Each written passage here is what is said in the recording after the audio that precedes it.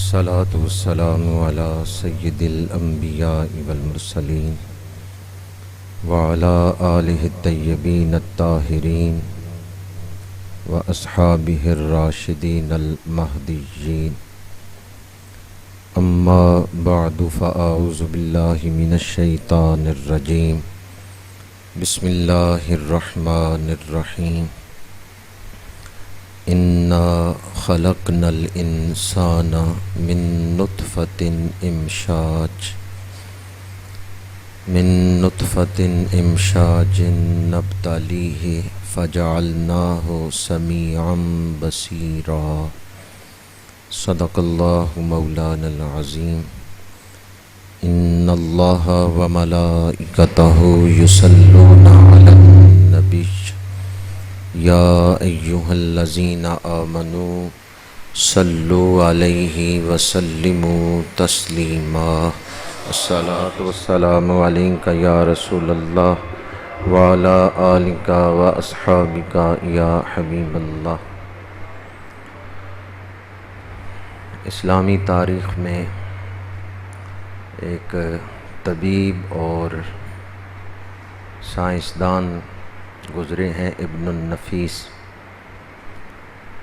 ابن النفیس سے کسی نے پوچھا کہ وبا کے دن ہیں تو ہمیں کیا کرنا چاہیے؟ ابن النفیس نے جواب دیا، الوہم نصف الداء، وہم آدھی بیماری ہے، والطمانینۃ نصف الشفاء نصف الدواء، اور دل کا اطمینان یہ آدھی دوائی کا کام کرتا ہے.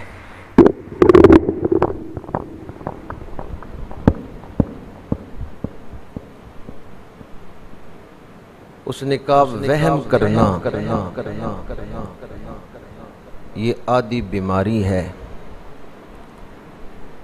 اور دل کا اطمینان یہ آدھی دوائی ہے. پھر اس نے کہا اللہ پر بھروسہ کرنا، والثقۃ باللہ اول خطوۃ للشفاء، اللہ پر بھروسہ رکھنا یہ شفا کی طرف پہلا قدم ہے. پھر وہ کہتا ہے این الواثقون باللہ فقولوا یا ربی، وہ لوگ کہاں ہیں جو اللہ کو مانتے ہیں، وہ کیوں نہیں مشکل وقت میں کہتے یا ربی یا ربی یا ربی. تو کہتے ہیں وبا کے دنوں میں اگر کوئی اپنے اوپر وہم کو طاری کر لے تو وہ خود بیماری کی طرف چل پڑا، اور اگر کوئی اللہ پر بھروسہ رکھے، دل میں اطمینان رکھے اور اپنے رب کو پکارے تو یہ شفا کی طرف پہلا قدم ہے. یا ربی، اے میرے رب. اللہ کا ذکر. اللہ تعالیٰ نے جو کائنات میں مخلوقات تخلیق فرمائی ہیں ان میں بڑے عجائبات ہیں، اور اللہ کی مخلوقات میں ایک چھوٹی سی مخلوق ہے جس کا نام مچھر ہے، اور یہ بھی اللہ کے عجائبات میں سے ہے. مچھر کا جسم کتنا ہے، انسان کے مقابلے میں اس کا جسم کوئی حیثیت نہیں رکھتا. 6 فٹ کا انسان، اور مچھر کا جسم کتنا ہے؟ کیا ایک انگلی جتنا ہے؟ انگلی کے ایک پورے جتنا ہے؟ نہیں، انگلی کے پورے کے برابر بھی نہیں، آدھے پورے کے برابر بھی نہیں. مچھر کا اتنا چھوٹا جسم ہے. اور یہ عجائبات قدرت میں ہے کہ چھوٹے سے وجود میں اللہ نے چیزیں ساری بنائی ہیں. آنکھیں بھی ہیں اور باقی اعضاء بھی، پر بھی ہیں، آواز بھی ہے، اور اس میں یہ چیز رکھی ہے کہ وہ ایک لمحے میں اپنے پروں کو 1000 مرتبہ ہلا سکتا ہے. جب وہ کاٹنے کے لیے انسان کے قریب آتا ہے تو بڑی تیزی سے پروں کو ہلاتا ہے، جس سے بنبنانے کی آواز پیدا ہوتی ہے، اور اس کی آواز سن کے انسان گھبرا جاتا ہے اور انسان اس کو پیچھے ہٹاتا ہے۔ مچھر کی آواز سن کے انسان کیوں گھبراتا ہے؟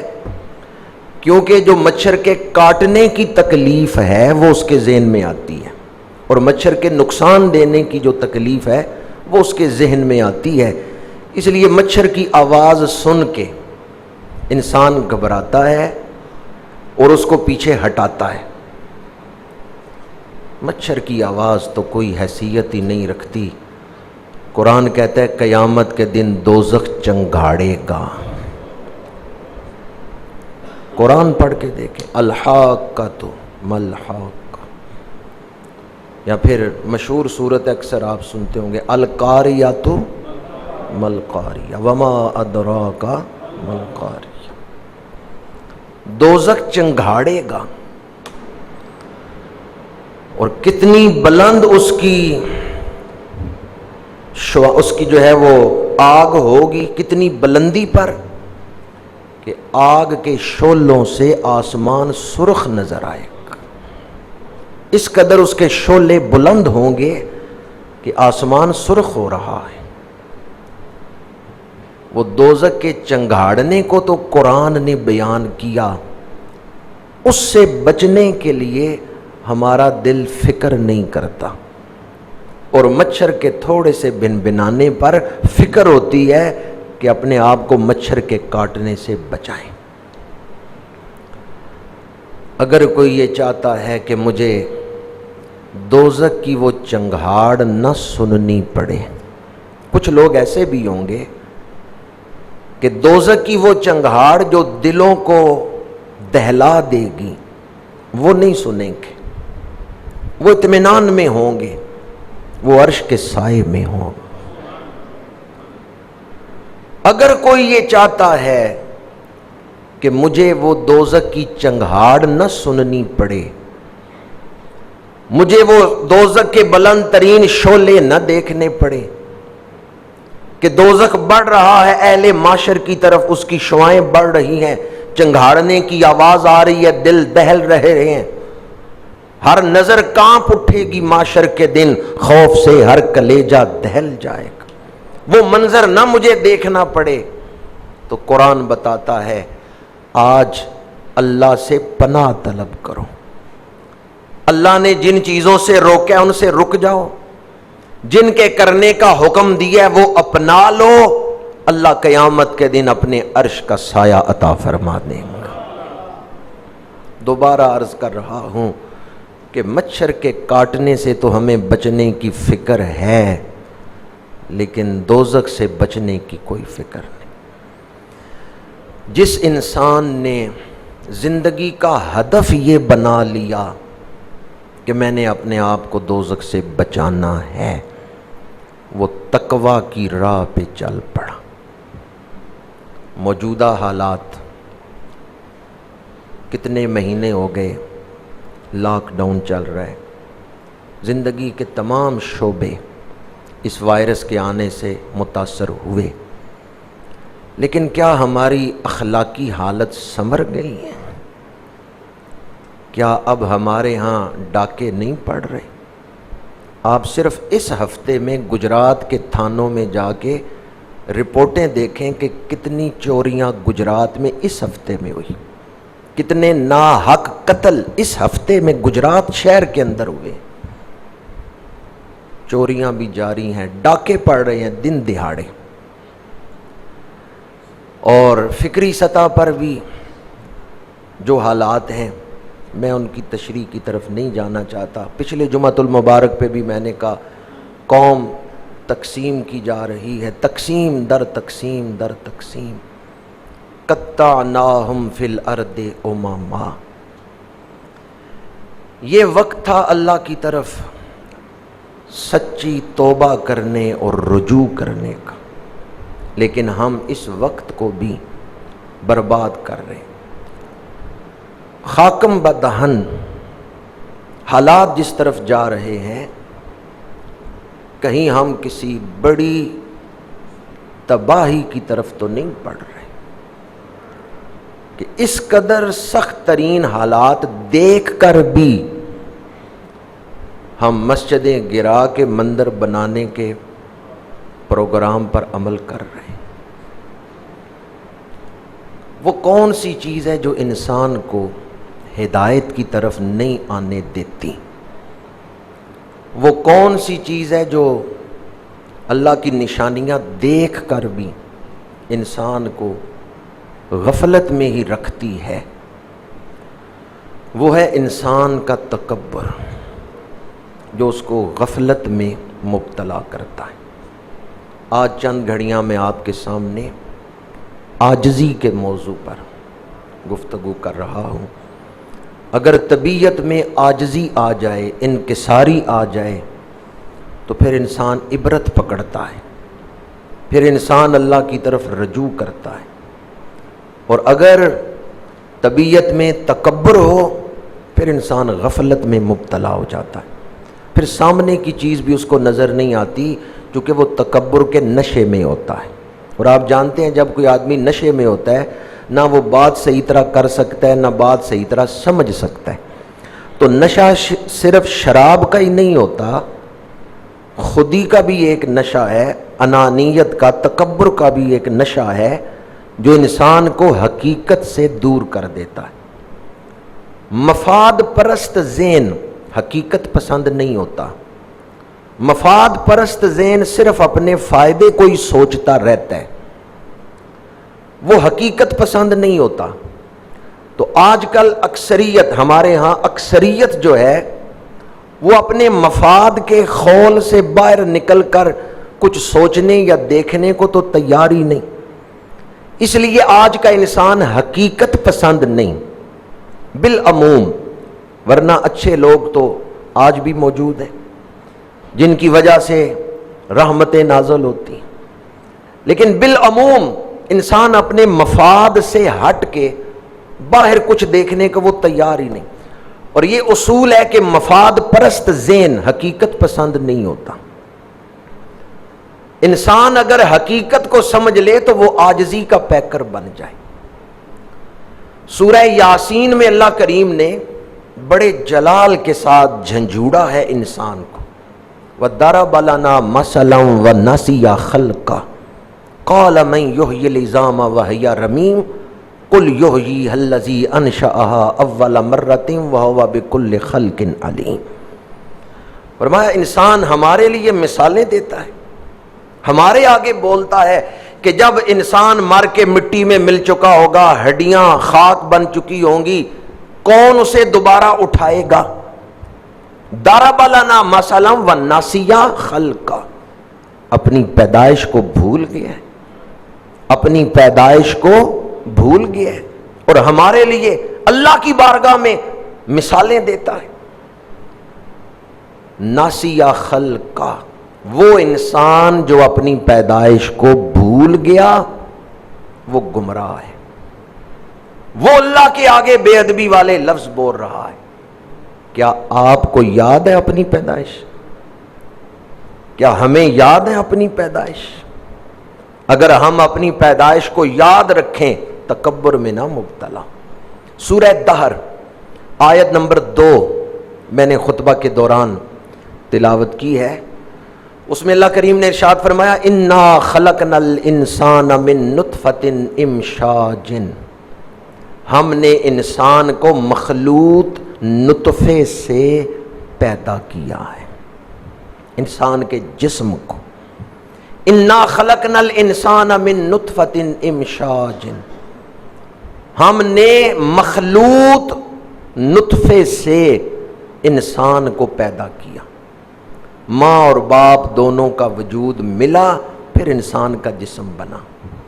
کتنا عرصہ اے انسان تو ایک مدغے کی شکل میں ماں کے رحم میں رہا ہے، بھول گئے؟ جب کان کوئی نہیں تھے، جب یہ آنکھیں کوئی نہیں تھی، جب یہ زبان کوئی نہیں تھی، کتنا عرصہ علقہ اور مدغہ کی شکل میں انسانی وجود ماں کے رحم میں رہا ہے۔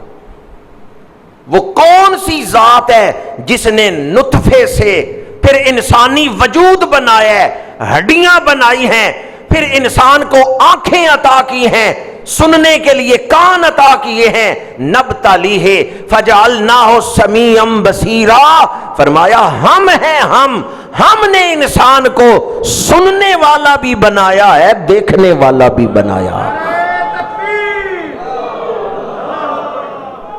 انسان بھوک سے بچ سکتا ہے کہ مجھے بھوک نہ لگے؟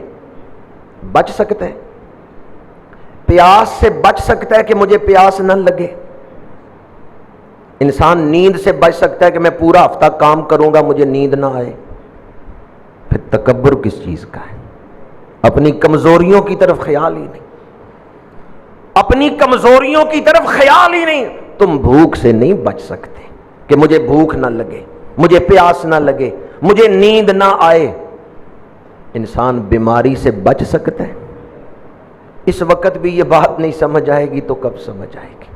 تکبر کس چیز کا ہے؟ انسان موت سے بچ سکتا ہے؟ یہ جس زمین پہ بیٹھے ہیں یہ کس نے بنائی ہے؟ جس سورج کی روشنی میں زندگی گزار رہے ہیں سورج کس نے بنایا ہے؟ اللہ سورج کو زمین کے قریب کرنا چاہے آپ پیچھے ہٹا سکتے ہیں؟ تکبر کس چیز کا ہے؟ انانیت کس چیز کی؟ جس آکسیجن میں سانس لے رہے ہیں یہ ہوا کس نے بنائی؟ ایک لمحے کے لیے اللہ ہوا سے آکسیجن ختم کر دے، آکسیجن کو نکال لے، سیمنٹ سے بنی ہوئی عمارتیں بھی گر پڑیں اور سارے انسان زمین پہ ڈھیر ہو جائیں، انسان سانس نہیں لے سکے گا۔ اگر انسان اپنے وجود پر غور کرے تو پھر کبھی وہ تکبر نہ کرے، پھر وہ عاجزی اختیار کرے، اگر وہ حقیقت پسند ہو۔ دوبارہ عرض کر رہا ہوں، ہم مفاد پرست ہیں، صرف اپنے نفع کے بارے میں سوچتے رہتے ہیں، نقصان سے بچنے کے لیے اور نفع کے بارے میں ذہنی صلاحیتیں صرف اس ایک نقطے پر ہی خرچ ہو رہی ہیں۔ کبھی حقیقت پر بھی غور کریں، کون کوئی میں کون نہیں اڑیو، کون کوئی میں کوئی۔ اور پھر بلے شاہ قصوری فرماتے ہیں کی جانا میں کون وے بلیا، کی جانا میں، اپنی حقیقت کی طرف غور نہیں کیا۔ اگر انسان عاجزی اختیار کرے تو یہ اس کے لیے زیب ہے، یہ اس کے لیے زینت ہے، یہ اس کے لیے زیور ہے، اور اگر انسان تکبر اختیار کرے تو یہ اس کے لیے عیب ہے۔ اگر انسان بڑا بننے کی کوشش کرے، تکبر کرے، اللہ کی بارگاہ میں تکبر کرے تو یہ اس کے لیے عیب ہے، اور اگر انسان عاجزی کرے یہ اس کے لیے زیور ہے۔ کوئلہ اگر کہہ رہا ہو میں سونا ہوں تو اس کو زیب ہے؟ نہیں۔ انسان عاجزی کرے یہ اس کے لیے زینت ہے۔ اللہ کی بارگاہ میں شیطان نے تکبر ہی کیا تھا جس وجہ سے وہ دھتکار دیا گیا تھا۔ حضرت آدم علیہ السلام کو سجدہ نہیں کیا، اللہ کریم نے پوچھا سجدہ کیوں نہیں کیا؟ اس نے کہا مجھے آگ سے بنایا گیا ہے، اسے مٹی سے بنایا گیا ہے، آگ جہاں جلائیں وہ اوپر اٹھتی ہے، آگ جہاں بھی جلائیں اوپر اٹھے گی، مٹی جہاں بھی رکھیں وہ نیچے گرتی ہے، تو میں اوپر اٹھنے والی چیز سے بنایا گیا ہوں، آدم نیچے گرنے والی چیز سے بنائے گئے ہیں، لہذا میں افضل ہوں۔ اس نے جب اللہ کی بارگاہ میں تکبر کیا، یہ تکبر کرنا ہی اسے مردود بنا گیا۔ رب ذوالجلال نے فرمایا کہ میری بارگاہ سے نکل جا، کس بارگاہ میں تو کہہ رہے کہ میں اوپر اٹھنے والی شے سے بنایا گیا ہوں، جہاں سر اٹھانا عیب ہے اور سر جھکانا عبادت ہے، جہاں سر جھکانے والے کے سر پہ خلافت کا تاج سجایا جاتا ہے۔ تو اللہ کریم نے حضرت آدم کو مٹی سے بنایا، وجود آدم مٹی سے بنایا، اور وجود آدم میں روح اپنی بارگاہ سے پھونکی ہے، روح اپنی طرف سے اپنی بارگاہ سے عطا فرمائی ہے۔ تو اس لیے انسان کا تخلیق کے پہلے دن سے ہی اللہ کے ساتھ تعلق ہے۔ یہ جو روح جسم میں ڈالی گئی ہے نا، اس حوالے سے آپ دنیا کی ہر شے حاصل کر لیں، جب تک اللہ سے تعلق نہیں ہوگا سچا سکون نہیں مل سکتا، چونکہ جسم میں روح ہے اور روح کی ضرورت اللہ سے تعلق ہے۔ انسان اپنے سر کی آنکھوں سے دیکھنے والی چیزوں میں ہی کھو گیا اور ان پر ہی تکبر کرنے لگا. تکبر ہے میں بادشاہ ہوں، ہمیشہ بادشاہ رہو گے. تکبر ہے میں خوبصورت ہوں، ہمیشہ خوبصورت رہو گے. تکبر ہے کہ میری صحت بڑی اچھی ہے، ہمیشہ صحت اچھی رہے گی. تکبر ہے کہ میں مالدار ہوں. قارون کہاں گیا؟ کتنی دولت تھی قارون کے پاس. جن چیزوں پہ تکبر کر رہے ہیں یہ ساری تو فنا ہونے والی چیزیں، یہ ساری تو ختم ہو جانے والی چیزیں. میرے آقا کریم صلی اللہ علیہ وآلہ وسلم نے ارشاد فرمایا جو عاجزی کرے گا اللہ اس کو سربلندی عطا فرمائے گا. جو عاجزی کرے گا اللہ اس کو عزتیں عطا فرمائے گا. دوسری حدیث پاک ہے، میرے آقا کریم نے فرمایا دو فرشتے ہر وقت انسان کو تھامے ہوئے ہیں. اور حدیث کے الفاظ کا ترجمہ تو یہ ہے کہ انسان کی لگام ان کے ہاتھ میں ہے. اگر کوئی انسان عاجزی کرتا ہے، سر جھکاتا ہے، تو فرشتے عرض کرتے ہیں پروردگار تیرے بندے نے عاجزی کی ہے، اللہ فرماتا ہے اس کو بلند کر دو. اور اگر کوئی تکبر کرے، فرشتے عرض کرتے ہیں یا اللہ بندہ تیرا ہے اور تکبر کر رہا ہے، اللہ فرماتا ہے اس کو جھکا دو. اس حدیث کا مطلب کیا ہے؟ جو عاجزی کرے گا اللہ اس کو بلندی عطا فرمائے گا، اور جو تکبر کرے گا وہ ذلیل و رسوا ہوگا. من تواضع للہ رفعہ اللہ، جو اللہ کے لیے عاجزی کرتا ہے اللہ اس کو سر بلندی عطا فرماتا ہے. اور ایک حدیث پاک ہے، فرمایا چار چیزیں اللہ اس بندے کو دیتا ہے جس سے اللہ محبت کرتا ہے، جس کو اللہ پسند کرتا ہے. اچھا، جو اللہ سے محبت کرے وہ بڑا خوش نصیب ہے، تو جس سے اللہ محبت کرے کتنا خوش نصیب. نشانیاں حضور نے بتائیں، فرمایا چار چیزیں ایسی ہیں اللہ اس کو دیتا ہے جس سے اللہ محبت کرتا ہے، جس کو اللہ پسند کرتا ہے. یا رسول اللہ کون سی چار چیزیں؟ فرمایا پہلی چیز یہ ہے کہ وہ عاجزی اختیار کرتا ہے. دوسری چیز یہ وہ دنیا سے بے رغبتی اختیار کرتا ہے. تیسری چیز یہ کہ وہ اللہ پر بھروسہ رکھتا ہے، کسی حال میں بھی وہ اللہ سے تعلق نہیں ٹوٹنے دیتا، وہ اللہ سے تعلق رکھتا ہے. جو چار چیزیں میرے آقا کریم نے اس شخص کے لیے بیان کی جس سے اللہ تعالیٰ محبت کرتا ہے، جس کو اللہ پسند کرتا ہے، ان میں ایک چیز حضور نے بتائی ہے عاجزی، اور ایک چیز حضور نے فرمائی ہے دنیا سے بے رغبتی. دنیا کو وہ ضرورت کے تحت اختیار کرتا ہے لیکن دل میں جگہ نہیں دیتا. اس کے دل میں جگہ ہے تو آخرت کی، اور وہ ہر حال میں اللہ پر بھروسہ رکھتا ہے، اللہ تعالیٰ پر توقع رکھتا ہے، کسی حال میں بھی اپنے رب سے تعلق کو ٹوٹنے نہیں دیتا. اور ایک چیز یہ بیان فرمائی ہے کہ وہ صرف اپنا دکھ دور کرنے کی ہی فکر نہیں کرتا، وہ دوسروں کے غم بانٹتا ہے، ترجیح دیتا ہے دوسروں کو اپنے. مسلم شریف میں حدیث پاک ہے، میرے آقا کریم صلی اللہ علیہ وآلہ وسلم نے ارشاد فرمایا اگر جھک جانے سے یعنی عاجزی کرنے سے تم سمجھو کہ تمہاری عزت گھٹ گئی ہے تو قیامت کے دن مجھ سے آ کے لے لینا. کتنی بڑی ضمانت ہے. یعنی جو عاجزی کرے، جو جھکے، حضور اسے بے عزت نہیں ہونے دیں گے. فرمایا اگر جھک جانے سے، عاجزی کرنے سے تم سمجھو کہ تمہاری عزت گھٹ گئی ہے تو قیامت کے دن آ کے مجھ سے عزت کیا لے لینا.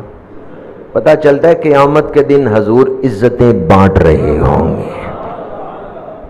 وَلِلَّهِ الْعِزَّةُ وَلِرَسُولِهِ وَلِلْمُؤْمِنِينَ. اللہ عزتوں کا خالق ہے، اللہ عزتوں کا مالک ہے، اللہ عزتوں والا ہے.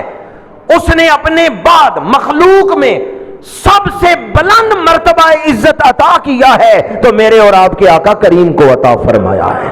خلق سے اولیاء، اولیاء سے رسول، اور رسولوں سے اعلیٰ، اور رسولوں سے اعلیٰ. اور حضور جس طرف نگاہ فرماتے ہیں، جس سے خوش ہوتے ہیں، جس کے لیے دعا کرتے ہیں، اللہ اسے بھی عزتیں عطا فرما دیتا ہے. جو صرف حضور کی نسبت اختیار کر لے، حضور کا بن جائے، اللہ اسے بھی عزتیں عطا فرما دیتا ہے. دامن مصطفیٰ سے جو لپٹا وہ یگانہ ہو گیا، جس کے حضور ہو گئے اس کا زمانہ ہو گیا.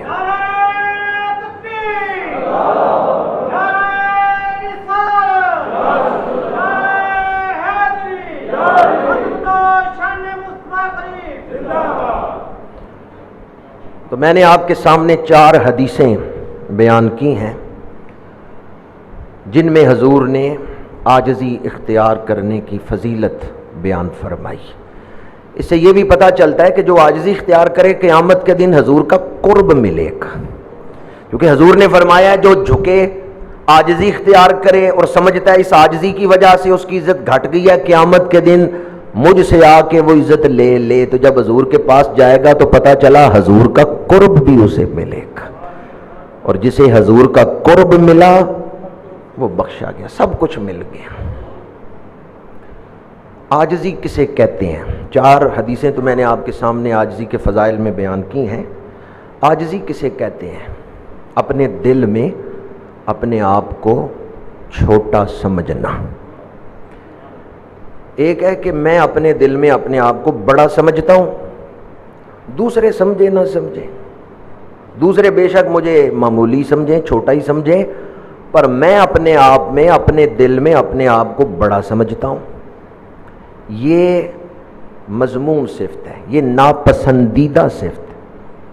اور دوسری صورت یہ ہے کہ دوسرے تو بڑا سمجھتے ہیں لیکن میں اپنے دل میں اپنے آپ کو چھوٹا سمجھوں. یہ عاجزی ہے کہ انسان اپنے دل میں اپنے آپ کو چھوٹا سمجھے اور اپنے قول و فعل سے اس کا اظہار کرے. بندہ عالم ہے پر کہتا ہے میں طالب علم ہوں، ہے عالم، مستند عالم ہے، مکمل عالم ہے، لیکن کہتا ہے میں طالب علم ہوں. یہ عاجزی ہے. بندہ متقی ہے، پرہیزگار ہے، تقوی والا ہے، لیکن کہتا ہے میں گناہگار ہوں. تقوی رکھ کے بھی، تقوی اپنا کے بھی دل میں اپنے آپ کو متقی نہیں سمجھتا، وہ اپنے دل میں یہی سمجھتا ہے کہ میں گناہگار ہوں. ایک ہے دوسروں کو کہنا کہ میں گناہگار ہوں، میں اس کی بات نہیں کر رہا، میں کر رہا ہوں دل میں وہ کیا سمجھتا ہے. نماز پڑھ کے، تہجد پڑھ کے وہ یہ نہیں سمجھتا کہ میں تو اب بڑے اعلیٰ رتبے پہ پہنچ گیا ہوں، نہیں میں گناہگار ہوں. یہ عاجزی ہے. حضرت میاں محمد صاحب عارف کھڑی رحمۃ اللہ تعالی علیہ فرماتے ہیں راتیں زاری کر کر رومن، راتیں زاری کر کر روندے تے نیند اکھاں دی توندے، فجری او گناہگار کہاون سب تھی نیویں ہوندے. اور حضرت سلطان باہو رحمۃ اللہ تعالی علیہ انہوں نے بڑی پیاری بات لکھی ہے. وہ فرماتے ہیں 1,00,000 کروڑ قربان تنا تھیں جڑے نفس رکھیندے جھکا ہو، میں اربوں مرتبہ 1,00,000 کروڑ کتنے بنتے ہیں؟ 1,00,000 کروڑ قربان تنا تھیں جڑے نفس رکھیندے جھکا ہو، میں اربوں مرتبہ ان لوگوں پہ قربان ہو جاؤں جو اپنے نفس کو جھکا کے رکھتے ہیں. اور پھر اگلے مصرے میں فرماتے ہیں نیل پدم قربان تنا تھی، نیل پدم قربان تنا تھی جڑے سونا ہو کے کہاون سکہ ہو. ہیں سونا پر کہتے ہیں ہم تو سکہ ہیں. کچھ لوگ ایسے ہیں جو ہیں سکہ پر کہتے ہیں ہم سونا ہیں. کچھ لوگ ہیں جو ہیں سونا پر کہتے ہیں ہم تو سکہ ہیں. قابل تعریف کون سے ہیں جی؟ کتنے ظرف کی بات، کتنا اعلیٰ کردار ہے. عالم ہو کے کہتے ہیں ہم طالب علم ہیں، ولی ہو کے کہتے ہیں ہم گناہگار ہیں. ਨੀਲ ਪਦਮ ਕੁਰਬਾਨ ਤਿਨਾ ਥੀ ਜਿਹੜੇ सोना हो के कहावन सिक्का हो। है सोना पर कहते हैं हम तो सिक्का हैं। हजरत फिर बुल्ले शाह कसूरी फरमाते हैं, चल बुलिया चल ओथे वसीए जिथे सारे अन्ने, ना कोई साड़ी जात पछाणे ना कोई सानू, ना कोई सानू, ना कोई साड़ी जात पछाणे ना कोई सानू मन्ने। अपने आप को मिटाया। तारीख पढ़ के देखें, ऐसी सूरत हाल भी रही है कि कुछ लोग सैयद नहीं थे पर अपने आप को सैयद कहलवा लिया, क्योंकि औलादे रसूल के साथ निस्बत है तो उम्मत अदब करती है, मोहब्बत करती है। सैयद नहीं थे पर सैयद बन गए ताकि मुआशरे में इज्जत मिल जाए।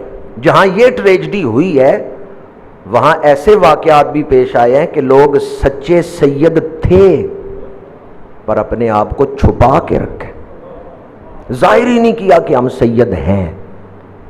ऐसे अजमते किरदार वाले लोग भी इसी उम्मत के अंदर मौजूद रहे हैं, सच्चे सैयद, औलादे रसूल हैं पर अपने आप को छुपा के रखे। सरगोदा में एक बुजुर्ग गुजरे हैं, बाबा नूर मोहम्मद खान, फोत हो चुके हैं, सैयद थे। जब कोई अजनबी उनसे मिलता और पूछता बाबा जी नाम क्या है, तो कहते नूर मोहम्मद खान, और फिर दोबारा जोर दे के कहते नूर मोहम्मद खान नाम है मेरा।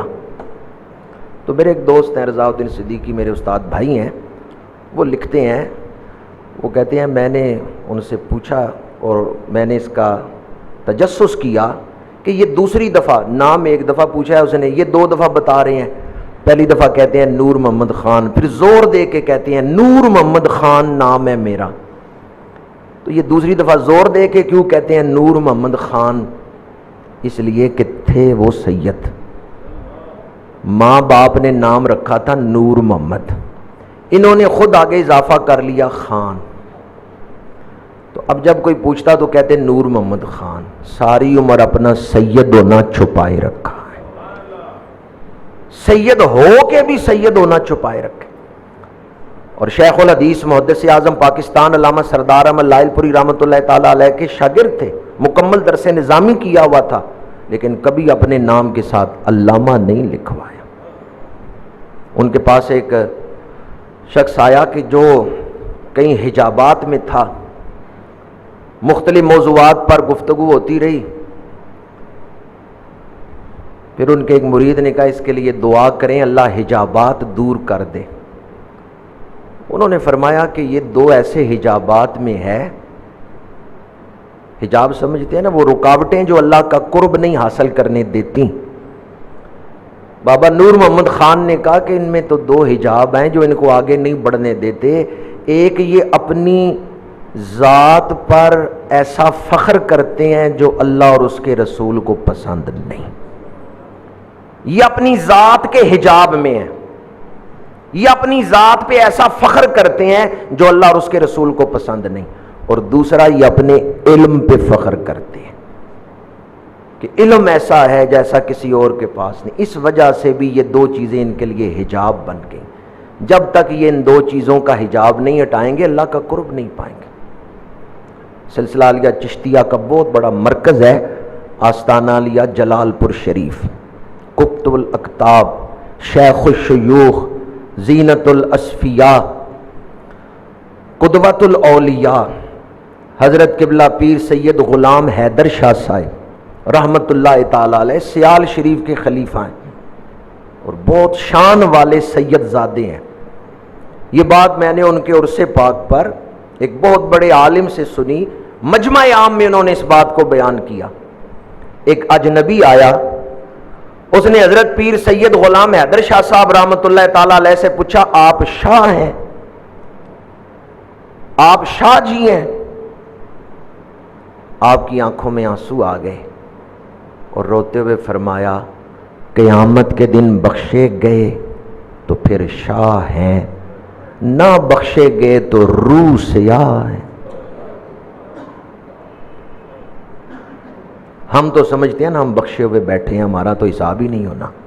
ہم تو اس کیفیت میں بیٹھے ہیں نا، ہمارے دلوں کی تو یہ کیفیت، اور وہ مسند نشین ہو کے بھی علم، تقوی، پرہیزگاری، روحانیت، اعلیٰ اوصاف رکھ کے بھی کہتے ہیں میں قیامت کے دن بخشا گیا تو پھر شاہ ہوں ورنہ روح سے آؤ۔ یہ وہ لوگ تھے جن کی طبیعتوں میں عاجزی تھی، انکساری تھی۔ حضرت پیر بلے شاہ قصوری رحمۃ اللہ تعالی علیہ سید ہیں، لیکن بیعت کن کی ہوئی ہے؟ شاہ عنایت قادری رحمۃ اللہ۔ اور عاجزی کتنی ہے طبیعت میں۔ بلے نو سمجھاون آئیاں پیڑاں تے پرجائیاں، بلیا سنگ ارائیاں لگ کے تو جد نو لیکاں لائیاں۔ انہوں نے کہا تم سید ہو کے تو ارائیں ولی کی بیعت ہو گئے ہو، شاہ عنایت قادری کی بیعت ہو گئے ہو۔ حضرت پیر بلے شاہ قصوری رحمۃ اللہ علیہ نے جواب کیا دیا؟ فرمایا جو میرا مرشد ہے وہی میں ہوں۔ اگلے جو اشعار لکھے ہیں ان کا مفہوم آپ کو سنا رہا ہوں۔ کہتے ہیں جو مجھے اب ارائیں کہ اللہ کرے جنت میں جائے، اور جو سید کے میں اس کے لیے جنت کی دعا نہیں کرتا۔ کس قدر جلال میں جواب دیا۔ آخر وہ کون سی چیز تھی جس کے لیے انہوں نے اپنے آپ کو اتنا مٹا دیا ہے کہ جو میرا مرشد ہے وہی میں ہوں؟ روحانیت، للہیت، خشیت، اللہ کا قرب۔ اولاد غوث اعظم ہے شہنشاہ حضرت پیر بلے شاہ قصوری، گیلانی سید ہیں، پر فرماتے ہیں چل بلیا چل اوتھے چلیے جتھے سارے انے، نہ کوئی ساڈی ذات پچھانے نہ کوئی سانو۔ اچھا یہ سیلفی کیوں بناتے ہیں جی؟ پہلے میں نے قرآن کی آیتیں سنائی، پھر حدیثیں، پھر بزرگوں کے ایک دو واقعات۔ اب دور حاضر میں ایک مثال دے رہا ہوں۔ سیلفی جو ہے نا، یہ ہمارے اندر خود پسندی کو پروان چڑھاتی ہے کہ میں بہت کچھ۔ سوشل میڈیا نے جو تباہی مچائی ہے، سوشل میڈیا نے اخلاقیات کو جو نقصان پہنچایا ہے، اس کا ایک پہلو یہ ہے کہ ہم نیٹ پہ اپنی تصویریں لگا کے پھر شوق سے دیکھ کے پھر اپنے آپ کو بہت کچھ سمجھتے ہیں۔ حالانکہ اللہ کے قرب کے لیے پہلا قدم تو یہ ہے کہ اپنے آپ کو مٹاؤ، عاجزی اختیار کرو۔ اور ہم سیلفی لے کے پھر اس کو دیکھ کے پھر اس پر چیک کرتے ہیں کہ لائکس کتنے آئے ہیں، کمنٹس کیسے آئے ہیں۔ یہ ساری چیزیں انانیت کو پروان چڑھاتی ہیں۔ بلکہ ایک تجزیہ نگار نے تو بڑا خوبصورت تجزیہ کیا سوشل میڈیا کے نقصانات پر۔ اس نے کہا شاید کوئی ایسا وقت آئے جس طرف ہم بڑھ رہے ہیں کہ دنیا میں ایکسپرٹ گھٹ جائیں گے، کسی بھی شعبے کے جو ماہر ہیں نا، ماہر لوگ، وہ گھٹ جائیں گے۔ اس لیے کہ جو محنت کر کے مہارت حاصل کی جاتی تھی، اب وہ لوگ محنت تو کرتے ہی نہیں، اب تو زیادہ وقت موبائل میں ہی لوگ مصروف رہتے۔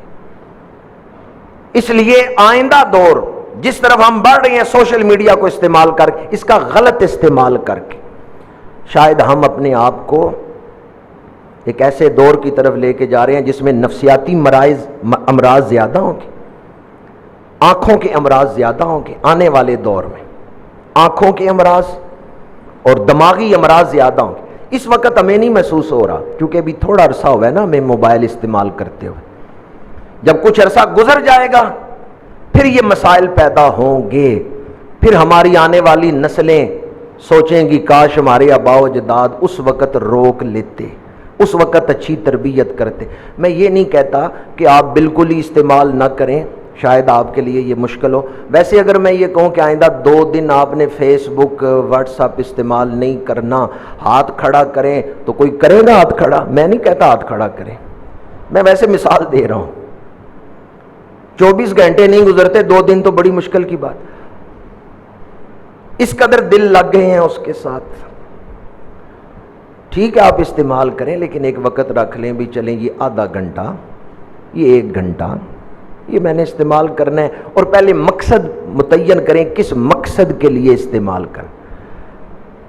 گھر سے بندہ نکلا ہے نماز پڑھنے کے لیے، راستے میں بیل ہوئی ہے، اس نے دیکھا ایک میسج آیا ہے، وہ میسج پڑھ کے وہ مسجد جانے کے بجائے اس طرف چلا گیا ہے جو کام اس کو میسج پر کہا گیا۔ نماز پڑھتے ہوئے خضوع و خشوع ختم ہو رہے صرف اس موبائل کے غلط استعمال کی وجہ۔ اور خود پسندی کو، عجب کو، انا کو پروان چڑھانے میں بھی یہ موبائل بہت بڑا کردار ادا کر رہا ہے۔